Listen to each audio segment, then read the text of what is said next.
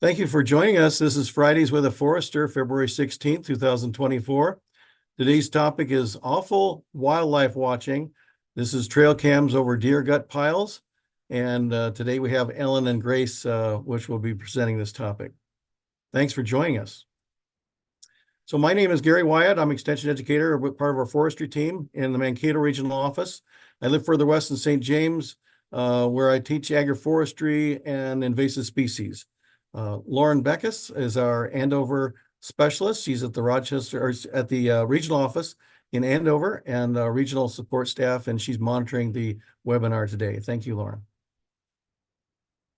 So today's topic is the Offal Wildlife Watching Project, a deer gut pile study, and Dr. Ellen Kendall is available for us today, and we'll be talking about that. Also, Grace Malinkowski is our speaker today as well. So this is a Zoom meeting, a Zoom webinar. And so we will not see faces of people or participants. We ask that you type in your questions and answers or questions to the Q&A box at the lower part of your screen. And we usually go till 10 o'clock, but if there's more questions to be answered past 10, we'll do that. All of our recordings are recorded on our Fridays website, and it's just a Z-link, z.umn.edu/Fridays. So Ellen and Grace, I'm going to stop sharing here and let you share your screen. I think Grace is going to do that, I think. Hi, everyone. Thanks very much for joining us today. My name is Grace Malinowski. I am the coordinator with the University of Minnesota Extension. And my colleague, Dr. Ellen Candler, is also joining us today. You're going to hear from her a little bit later. But I'm excited to tell you about our research, and we're excited to share about what we're doing and how you can get involved. So this is the Offal Wildlife Watching Project. This is a research in participatory science project, and we are studying deer gut piles and the scavengers that eat them. So I'd like to tell you a little bit about how our project works and how it came about, and then I'll hand it over to Ellen to talk about some interesting findings that we have about our research. And then how you can get involved if you are a deer hunter or if you know deer hunters. And then also how you can get involved in helping us identifying and classifying all these images that we are collecting from trail cams and gut piles. So in case offal is an unfamiliar word to some folks, which I think it commonly is, it refers to the internal organs of a butchered animal, or the gut piles. And these gut piles are a normal part of hunting. They're what hunters remove to cool down the animal quickly to keep the meat from spoiling after they hunt a deer. And most of it is just left on the landscape. It's a really nutritious food source for a lot of wildlife. So a lot of different species take advantage of that. And our research question is really basic. Like I said, there's this nutritious food source that is left out on the landscape in a relatively short amount of time in the year. Hunting occurs from mid-September to the end of the year in December. So there's this pulse of really good food, and we are trying to understand how that affects wildlife food webs, which species are eating these guts, and when and where and why. And yeah, it's a very basic question. So how our project works is that we recruit deer hunter volunteers, and we ask them to set up a trail camera on the guts that they leave immediately after they field dress their deer. So before they walk away from that gut pile, we want them to set up a camera. We have a lot of camera equipment to loan out. So if you are a hunter that wants to join our research, but you don't have a camera, we will mail you one to use, and then you'll send it back to us at the end of the season.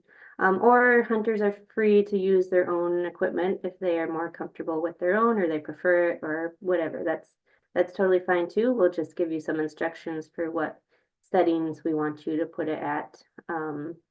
And then we ask that hunters leave the camera out for one entire month.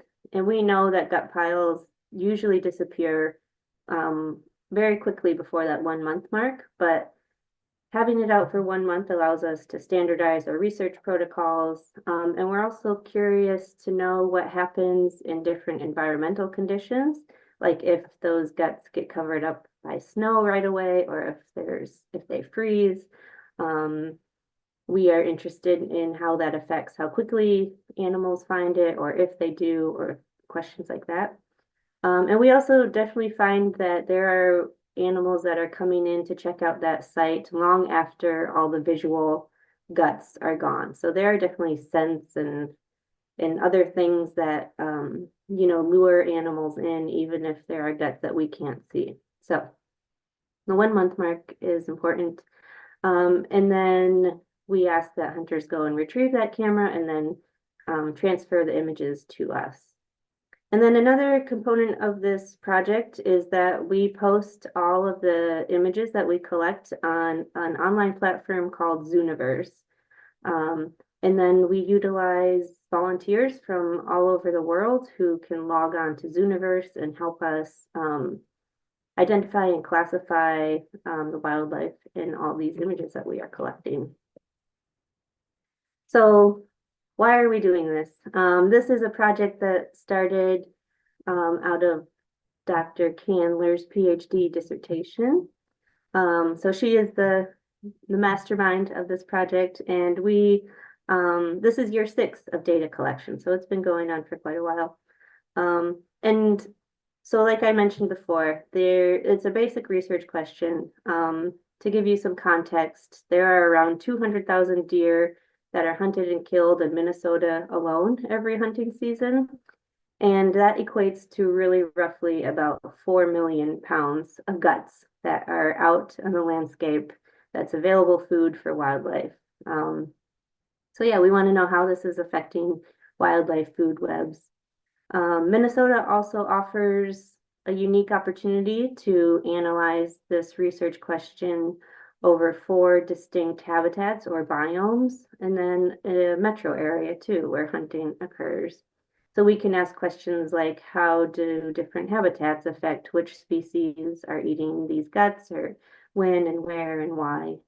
And then we are not, so toxicity and disease transmission are not the scope of our research, but we definitely know that other researchers and management agencies are interested in our findings as it relates to things like chronic wasting disease transmission, or things like lead toxicity through ammunition.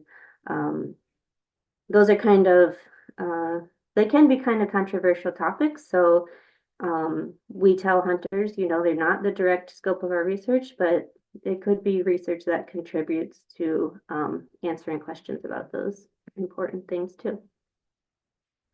So a little bit more about what we've been doing over the years. Like I said, this is the year 6 of data collection that we just completed.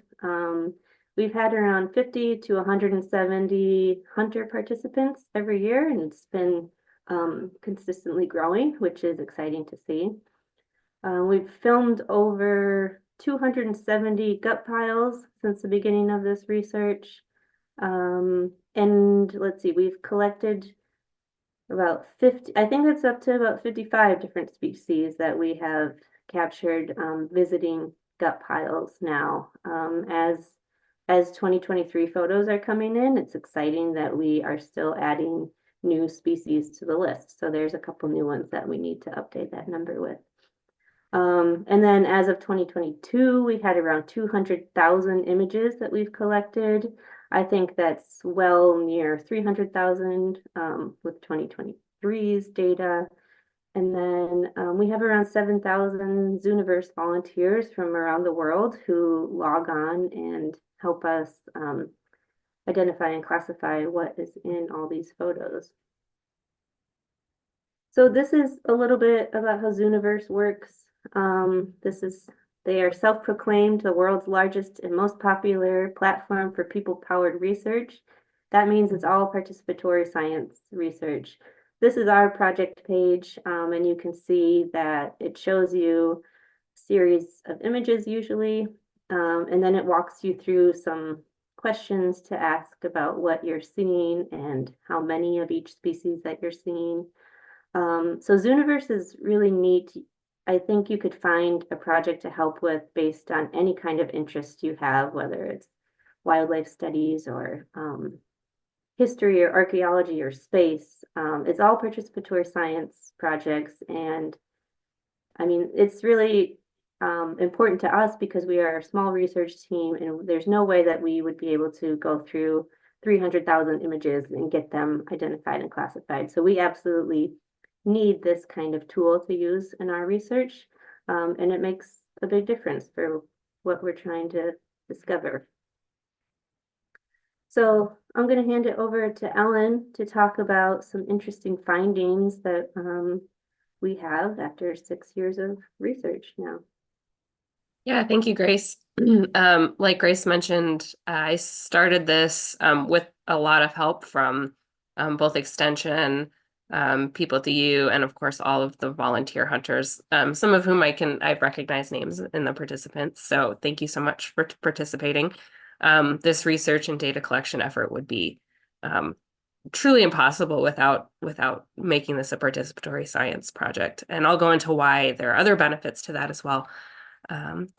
But I'm going to talk about kind of some of our findings. Some of them are kind of surprising, some are less surprising, some add to additional questions. So just a first kind of unsurprising general finding. This is data from 2018 to 2021. We're still analyzing 2022 data, and 2023 data is not imported into Zooniverse yet. So this is just the first 3 years of data that I'm presenting. So to orient you a little on the graph here, the x-axis, the horizontal axis is time, so 24-hour time, so the center is noon. And the y-axis, the vertical axis is density, so that's the density of images taken.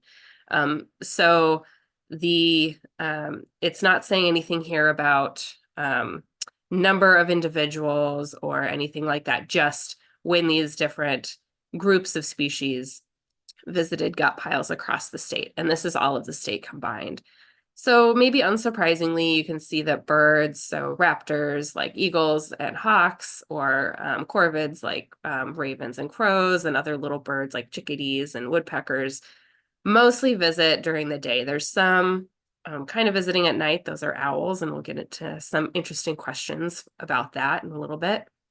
And then carnivores kind of come out, or mammals in general kind of visit gut piles throughout the day, mostly more at night, but they do visit during the day as well. Let's go to the next slide.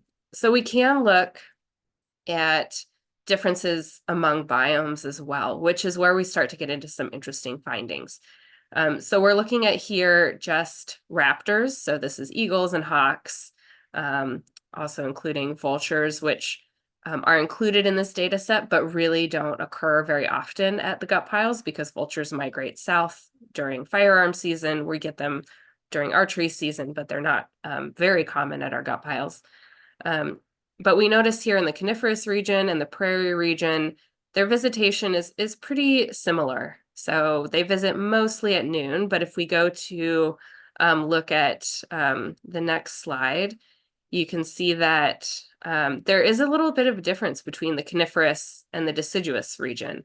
Raptors tend to have a couple peaks and mostly peak more in the evening hours. We need to dig a little more into this, see why that's happening, because there's a large group of birds, right? So it's, like I said, hawks and eagles and vultures and owls and all sorts of things. So we'll have to look further into this and see if one species is kind of dominating in this, and if that might attribute to this shift in visitation, or is it truly the difference in biome? So kind of interesting findings. We go to the next one. We don't see much of a difference, however, in different groups. So this is corvids, and when I say corvids, in this situation, I'm just referring to crows and ravens. I'm not talking about other corvids that we capture, so blue jays and magpies and gray jays. But this is just crows and ravens, which we've lumped together here. In the coniferous and prairie region, they tend to both kind of occur around the same time, mostly peaking around noon, maybe a little bit earlier in the prairie. But we see similar, if we go to the next slide, similar patterns between the prairie and deciduous. Also two kind of humps here, which is interesting, and we'll have to look a little further into that. But unlike the raptors, they're kind of visiting around the same time, regardless of biome. So another interesting thing we can look at is how many individuals are coming into these gut piles. So we know that birds and mammals detect gut piles or food in general in different ways. Most bird species are detecting food by sight.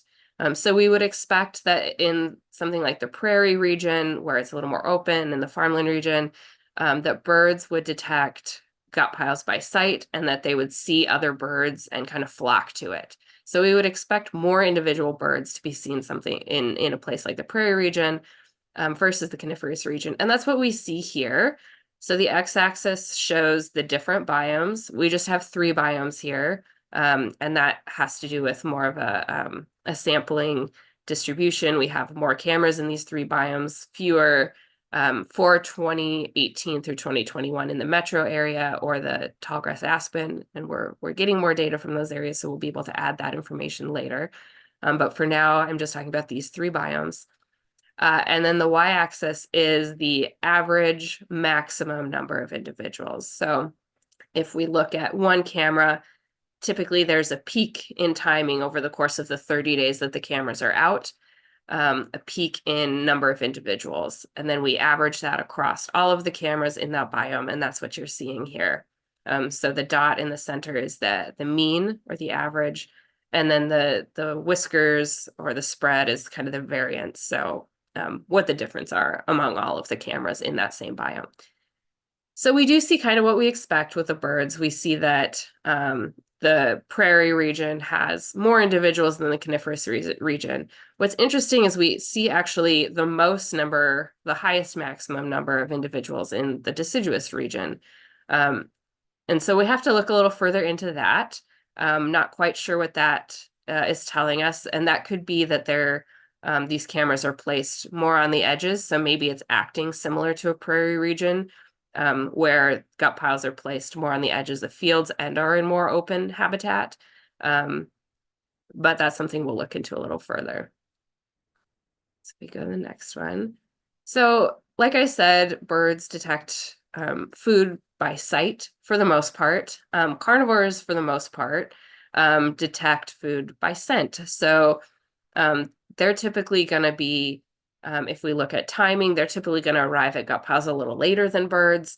They also don't group up as much as birds. You don't see, like you see a flock of crows of maybe 20. You don't see like a pack of fishers or martins of 20. They're usually much fewer, 1 or 2. And so that's why the y-axis here is so small, or there's so little difference between them. But this is kind of what we would expect in the coniferous region, where maybe birds haven't reached the gut pile very quickly, they haven't found it, kind of left it enough time for carnivores to find it via scent.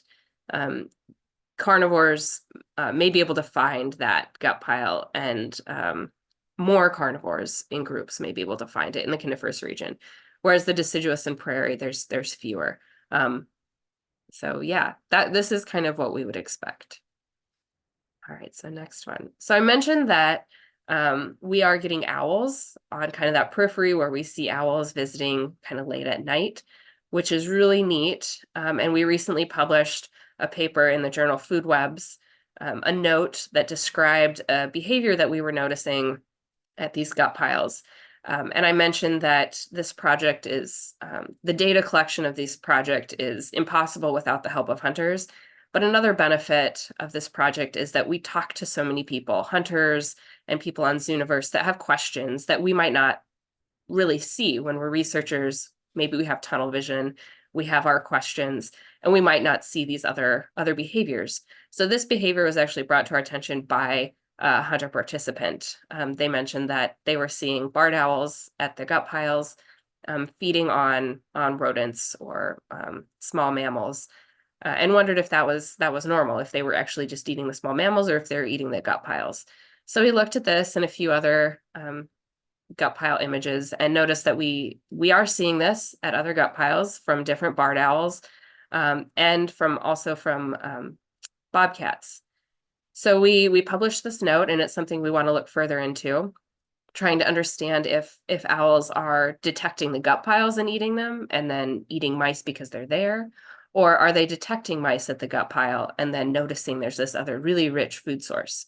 We know they're eating mice there, and we know that they're eating gut piles too. We can see them kind of pulling on that. So we see both. All right. We also work with some other people. This is from an undergraduate researcher. Kelly is really interested in vet med, particularly with wildlife veterinary questions. And so she's motivated to understand when different avian species visit gut piles. So this graph here, to orient you, there's a lot of kind of numbers and letters here that are somewhat meaningless unless you really dig into the model. But the overall trend is what's really interesting here. So the x-axis, the horizontal axis, shows different groups of birds. So corvids, which are all the corvids in this situation, other birds, passerines, piccidae, so woodpeckers, and then the raptor species. And then the y-axis is the days old. So how long the gut pile has been out there, typically 30 days, 30 to 31 days. And the boxes and lines in the center of the boxes are what indicates which day on average was the first visitation of these different groups of birds. And this test that she ran indicated that there is a difference in the first day of arrival for these different bird groups. So corvids, as you might expect, if you are familiar with scavenging, arrive first, followed by raptors, and then woodpeckers, passerines, and then other birds. And she's interested in looking at this across the state. So are there differences among biomes? And then what does this really mean for these bird groups? Does this mean that some might get more nutritional pieces from the gut piles? Might some have more potential for contamination exposure? Grace mentioned that's not a direct question of ours, but others like Kelly are interested in understanding what implications might be for that. All right, this one. We also, Grace also mentioned that there's questions about possible disease transfer from gut piles. This is an image that a hunter sent us of a deer actually eating the gut pile. Not unheard of behavior. You could Google like deer or elk hunting or eating birds. It's not uncommon. It's not super common, but not unheard of. But there's also questions about the disease transfer potential between deer, or how scavengers might spread disease for something like chronic wasting disease, which is a huge issue really all over the country. So understanding how scavengers use gut piles is a really great kind of basic question to help inform these other disease transfer questions. All right, next slide. And then there are a lot of other questions. Grace mentioned that we ask hunters to leave the cameras out for 30 days, even though it seems like the gut pile might be gone. In some places, if you are hunting in the Northwoods and you are muzzleloader hunting and you shoot a deer on December 27th, it might snow, it might be covered, it might not be detected for a really long time. So understanding questions like how long does a gut pile really last and what factors influence that. We also have questions potentially about how different scavengers impact each other. So if a fisher comes to a gut pile, how long after that would a marten visit? How do those different visitations to gut piles influence each other? Okay, thank you, Ellen. So I'd like to share a little bit more about how folks can join us in helping with our research.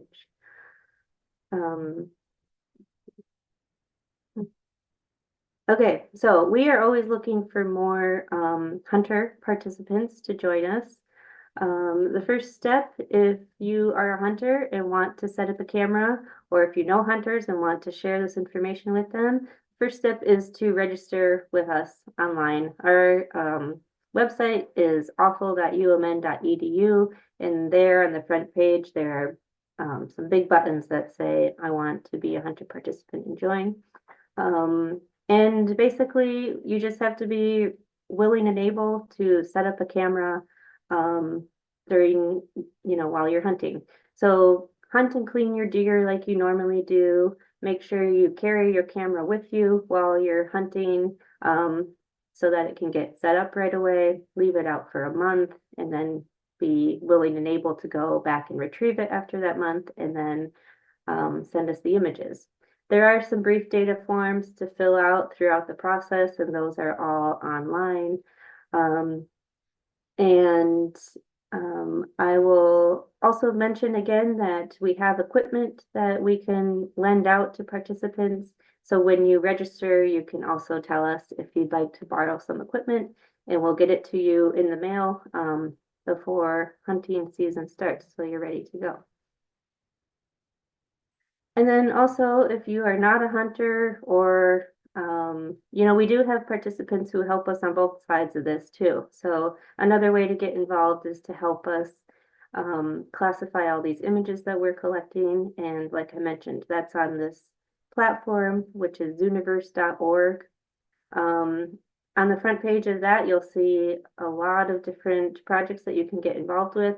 We are the only project with offal in the name. So on the bottom right of the front page, if you just search for offal, our project will pop up. So this is our project page.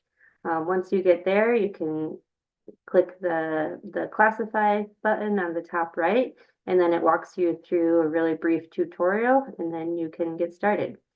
You don't have to create an account to work on Zooniverse, but if you do, you can do things like save images. You can use the message boards to talk to us researchers. I check those often and reply to users. You can also chat with other Zooniverse users there, and you can also track your classifications if you're interested in, keeping a number of how many that you've gone through. It's pretty neat to see that too. If there's any master naturalists on the webinar today, this also, I believe, counts as service hours. So we have a good connection with the master naturalists. Amy Rager is also on our project team, and we like their expertise, especially with the really tricky photos that we find. It's great to have that team of experts that we can rely on to help us with the tricky photos. And then lastly, these are just all the ways to find us. We are on social media, and I post interesting photos and project updates on Facebook and Instagram and Twitter. You can get in touch with the project by email at offal.umn.edu, or that Mila0045 is me directly. We also have a couple other members on our project team that are listed over there on the right. Amy Rager, like I mentioned, is with the University of Minnesota Extension. And then Dr. Joseph Bump is our another University of Minnesota professor and researcher that is affiliated with our project. And then lastly, our funding for this project comes from the Minnesota Environment and Natural Resources Trust Fund. So we're very grateful for their support to allow us to continue to do this research. And Ellen and I are happy to answer any questions from folks. If you have gut questions, we want to hear them. Lauren, you want to start well with the questions in the Q&A, please? Yep, I can do that. First question I see, is this study during the November firearm deer season or includes archery season? It includes all the hunting seasons. So if you're an archer or bow hunter, just make sure that you get in touch before that mid-September opening date so we can get you a camera in time for that. But yeah, we want to analyze our research question as it relates to different hunting methods too. So, yep, we will utilize volunteers doing all kinds of hunting methods throughout the whole season. And then the other question I see here is your data collection limited to Minnesota? My family hunts in western Wisconsin and do use trail cams. We can collect images from anywhere. We have some images from Western Wisconsin. We're limited by where we can lend cameras because of our funding source, but we are certainly interested in anything from the surrounding states as well. If you have cameras and are able to put them out, yes, we would be happy to have you involved. Yeah, I'll mention that we would love to see this project expand and grow, make a nationwide network of gut monitoring, worldwide maybe. So yeah, we get that question a lot. We're definitely curious in gut photos from other regions. But we will probably, and yes, we want to see them, so feel free to share them. But for now, it will probably be left out of our official data analysis. Few I know more before this, questions popping I'm sorry, in. go ahead, Lauren. Go ahead, Gary. Before the webinar started this morning, Ellen and I and Lauren and Grayson talked about maybe having a pre-deer hunting season Zoom and talking about this project and how people can participate and get their cameras before they go out hunting and they're scouting their sites and so forth, or deer stands, and participate in this project this fall. So we may do that yet, maybe in August or before the deer hunting starts, and give them plenty of time for the cameras to get to their hunting destinations. Lauren. Yes, our cameras, they do ship quickly, but it's good to have, like at least a week or so before you're ready to use it. We want to make sure that folks have it, take it with them while they're out hunting, because if they don't go up immediately after the gut pile is out on the landscape, we would miss some wildlife that is visiting those gut piles. We hear from a lot of hunters that there are crows and raptors that, are ready to swoop in and eat the guts while the hunters are actually cleaning their deer. So there are wildlife that are smart enough to know that hunting means a free meal, and they are ready to get it as soon as they can.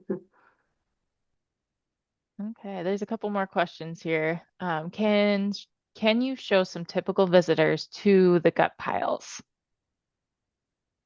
Yeah, so all the photos in this presentation come from real life trail camera photos. So I would say we have deer that I think deer show up on every single collection of gut piles probably. They aren't necessarily eating the guts, but definitely coming in close to check them out. Let's see, this photo is bobcats and then a fisher. Fishers also are a surprisingly common visitor. Their numbers are declining throughout the state, and they're rare to see in real life, but they show up on a lot of cameras. This is a good one that Ellen shared. So crows and ravens are probably the most prevalent visitor. Let's see, black bears are also kind of uncommon, but we get quite a few of them. Coyotes and wolves and foxes are also common visitors. Let's see, the blue jays are also in the corvid family, so those are very common. And then a lot of woodpeckers. I think we have all the species of woodpeckers that have shown up. Not very many red-headed woodpeckers. I don't know if we've others. had red-headed, Okay. but we've had red-breasted, Red-bellied. red-bellied, yes. Red-bellied, They have a red head, so I get confused. Yeah. Pileated woodpeckers are not totally uncommon. I heard there was chickadees involved too, right? Have you heard? Oh is yeah, that right? chickadees are a very common one. Yep. Interesting. If you think about all the birds that show up in the winter to eat at those suet feeders. I mean, a gut pile is basically just real life suet. They're there for I think for the fat mostly. So yeah, chickadees and woodpeckers are common. This one's also kind of tied into the last question, but what was the visitor that surprised you the most? Yeah, I think for me it was horses, domestic horses. We have we had a landowner who said that the horses were eating the guts. I don't think we have any like footage of that, with like the guts hanging out of their mouth, but I believe them. And I also think that flying squirrels were surprising to me. That's something that I hadn't thought of, but it makes sense when you think about that suet thing again, that squirrels definitely will come in and eat those suet feeders because of the fat, especially in the winter. So, how about I you, think Helen? for me, the deer are always, like I said, it's not unheard of, but it's always kind of shocking when you see, like some cannibalism. It's like, oh my dear. I think the variety of species, like Grace mentioned, we have recorded about 55. Not every single one is always seen eating, but I'd say the majority of them have been seen feeding on or investigating the guts themselves. So just the variety of scavenger species that we collect has been what's been most surprising to me.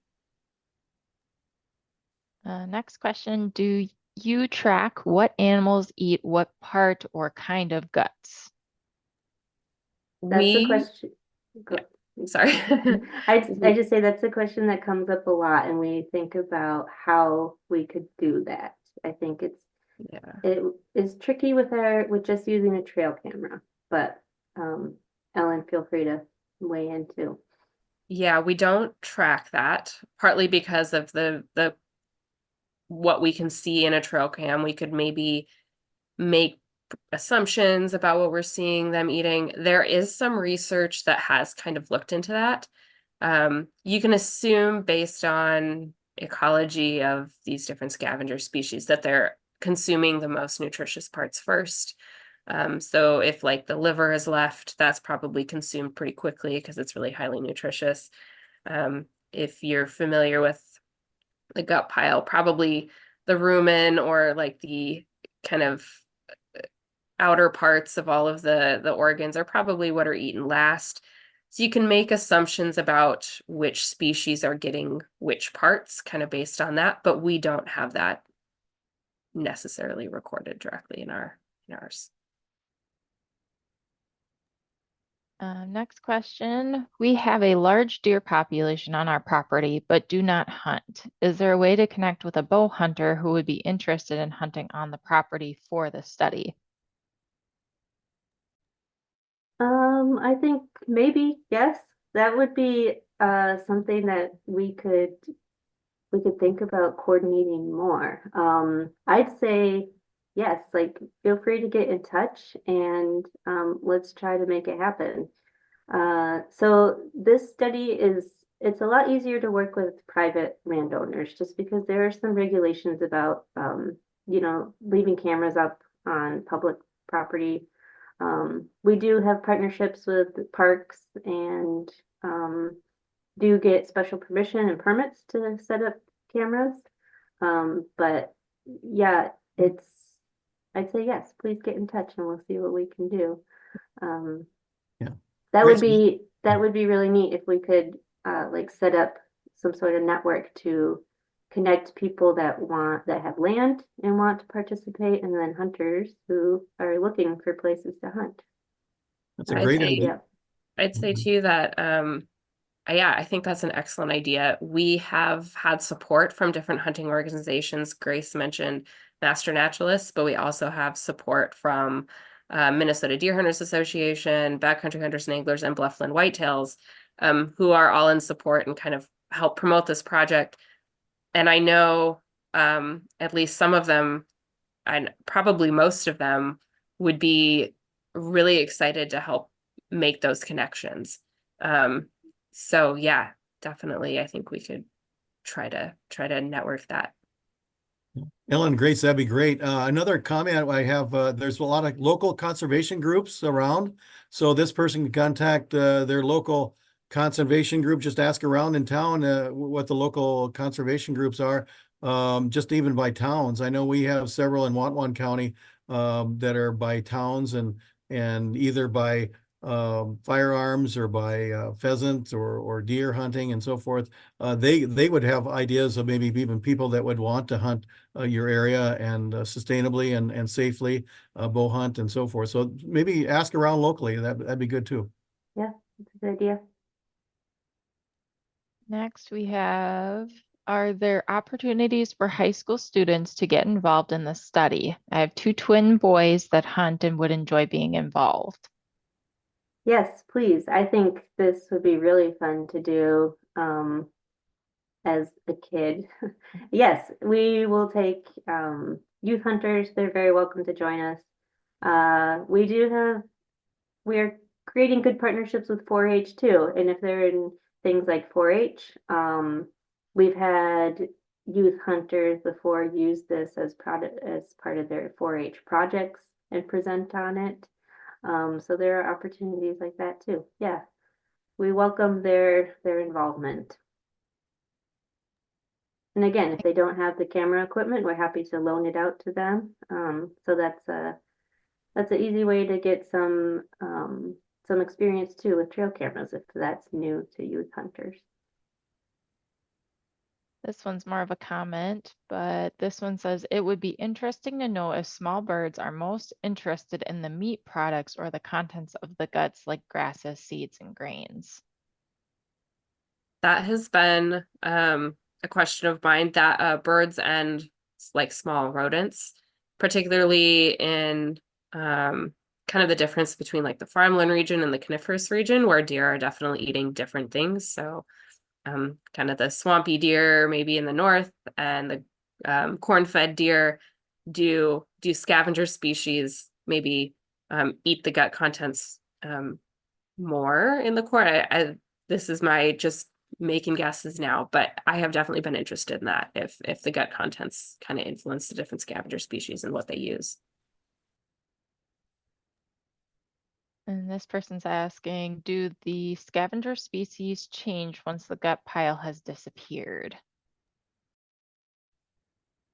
That's a good question. We haven't gone through the data yet to really define. Yes, we've started to go through, I should say, to say, here's the gut pile, here it's half gone, here it's all the way gone visually. Once we do that, we could try to look at that. I would say that over the course of the life, if you want to say, of the gut pile, the scavenger species change and shift to more mammal species. And part of that, I think, is their detection method. So mammals tend to detect it later than the bird species because of that scent, or they stumble across it rather than flying around and actually seeing it. And kind of related to that question, I've been looking at all the images as they've been coming in for 2023. It's really interesting to see that once an animal finds it, they often return to it. I mean, it is technically impossible to know that it's exactly the same individual that's returning to it unless they have some distinct feature or a collar or something. So like, I guess technically I can't say that it's the same individual, but for example, there were bobcats in one of these photos that I showed, and they were hanging out at the gut pile for like 6 days in a row. Or there's a fisher that shows up, it's gone during the day, it comes back night after night for a series of nights, and eats from that gut pile. So that's really cool and interesting to see. Something we didn't mention is that we do capture a lot of domestic dogs and cats too at these gut piles. So I definitely have seen in recent collections dogs that I can tell are the same individual dog coming back. And they return day after day to get a little snack or, I think there was recently a dog that made 6 visits over a series of 6 days, and I think that was the main consumer of that gut pile. So it's kind of funny, but also something to think about if your animals are allowed to kind of run free and you have gut piles on your property. This person's asking, what will this data be used for? Is it simply a population study? So we're not necessarily getting a population kind of counts with this. Like Grace mentioned, it's really basic questions, just which species are coming into gut piles and how does that vary across the state? So how does that vary with biome? And this data is kind of designed to be just a collection of a large amount of data to answer those two basic questions that then can be used by managers or other researchers to ask a little bit more in-depth questions about behavior of those scavenger species, potential disease transfer, things like that. Then how you caught mice feeding, or how did you catch mice feeding on the carcass? I've seen this behavior with the deer mice. I would expect shrews and perhaps even voles to scavenge carcasses. Yeah. The cameras can capture small animals at the gut piles, so that's how we're capturing them, recording them. I would say that because the animals are really small, I'm not sure if we're catching all of the small animals. So there are other methods we could potentially use in the future to experimentally test what kind of small mammals are using them. But we are definitely capturing them on camera. They're definitely coming in and eating gut piles. I think these two are comments from the Connecting Hunters with Property Owners, but one person said DNR has a walk-in access program. And then the other person mentioned connections might be made through gun clubs as well. And the next question, is it possible to ID species of small rodents using a trail camera? I think if it was a really great trail camera up close and somebody was really good at identifying small mammals, yes. I think the quality of our images sometimes varies. And then like you can see on these images here, during the day, they're color, during the night, they're black and white. And that's when most of the rodents and small mammals are coming in, is at night. So it's difficult. Sometimes yes, sometimes no. Like I said, I think there are other methods that we could use to like better measure which actual small mammal species are visiting. Looks like one last question here, unless anybody else pops in. How heavily are these scavenger species becoming dependent on gut piles produced by hunting? What do you think would happen if we suddenly stopped leaving gut piles out? That's a really good question. And I've had that kind of philosophical question as well. So Grace mentioned that this is a huge pulse of resources over kind of a short period of time. And this kind of pulse in the way we've managed this hunting season is relatively new in the course of human hunting history in North America. So I'd say, early 1900s is when we really decided that we need to start setting these seasons. And even then, deer in the Midwest were pretty low in numbers. So even maybe the 50s, we'll say, this volume of guts on the landscape started to become available for scavenger species. So I can't say how dependent they truly are or how it might affect survival of species. It's been curious to me, a curious question to me. But we also know that hunting numbers are declining. So that's also of interest to me, is if this resource goes away, how is that going to impact these scavenger species? We don't know. Right now, it's kind of a thought experiment, but something that we have asked questions about. Very interesting. Grace, can you stop sharing and I'll share the final slides that I have to share, please? Let's see. While Gary's getting that up, there was one other question that popped up. Are you or would you be interested in elk gut pile monitoring as well? Yes. Like Grace mentioned, expanding this outside of Minnesota would be cool. And one aspect of that is there's so many different kinds of species that are hunted. But of course, we do have elk hunting in Minnesota as well. Fewer, definitely not the 200,000. That would pretty much eliminate our elk population in Minnesota. But yes, because those gut piles are so different, they're just so much larger. So having some kind of comparison would be, yeah, really cool. So if you have elk gut pile images or are interested in doing that, we would be interested in seeing those. Lauren, is the screen full screen? Yep, looks good, Gary. Yes, so if you guys have other questions for Ellen and Grace, their emails are on the screen here. And yeah, Grace showed a QR code if you want to become involved. And I think Lauren had in the chat some websites and so forth. I just want to review a few slides. Any other, oh, there's one more question, Q&A. Lauren, is that right? Looks like aren't scavengers opportunistic, so they would move in if nothing is there? Yeah, If I nothing- think they would move on. So some of the questions about like how it might affect survival of different species, it's hard to get at. But is it supplemental, or is it something that's really sustaining them? A lot of carnivore species that become scavengers this time of year, when I say this time of year, I mean the fall, when hunting season is kind of their lean time of year. So deer go into the fall really healthy. They've gone through the summer. They've eaten a lot of really good food. They're strong and they're really hard to hunt. So those carnivore species that would maybe rely on deer don't get them typically in the absence of humans, wouldn't typically get them in the fall. But because of humans, we're giving them a lot of resources. So yes, they're opportunistic for the most part. I would say there are obligate scavengers like vultures that rely on them. They're not necessarily opportunistic, but they would move on. And I think it would potentially affect some species and not others. But it's hard to say.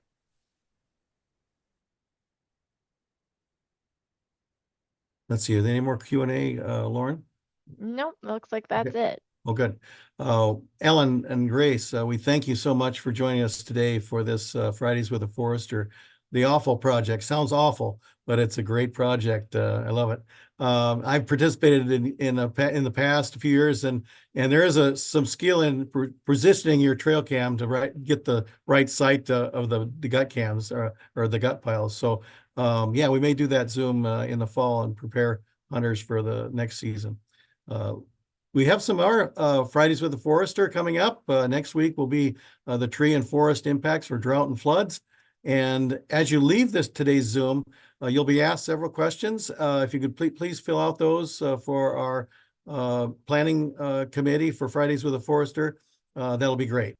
And then all of these Zoom presentations are recorded on our Fridays website. So it's just simply z.umn.edu/Fridays. And if you want to become a participant in My Minnesota Woods, there's a Z link there as well.